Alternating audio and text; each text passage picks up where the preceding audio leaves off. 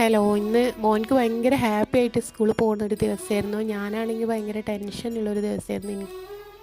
അപ്പോൾ ആളിന്ന് ട്രിപ്പ് പോവുകയാണ് സ്കൂളിൽ നിന്ന്. പറഞ്ഞയക്കാൻ എനിക്ക് ഭയങ്കര ഒരു ടെൻഷനായിരുന്നു. പക്ഷെ ആൾ ഭയങ്കര ഹാപ്പി ആയിരുന്നു കേട്ടോ. പിന്നെ ഞാനിന്ന് വൈകുന്നേരം ആക്കിയത് എനിക്കേ അറിയുള്ളൂ. അത്രയ്ക്ക് എനിക്ക് എന്താ അറിയില്ല, ഭയങ്കര ബുദ്ധിമുട്ടായിരുന്നു മനസ്സിൽ. അങ്ങനെ ഞങ്ങൾ അവിടെ കാത്തു നിൽക്കുകയാണ്. 6 മണിക്ക് വരാമെന്ന് പറഞ്ഞതാണ്. പിന്നെ വാനിൽ ഉണ്ടാവും എന്ന് വിചാരിച്ച് വാനിലില്ല.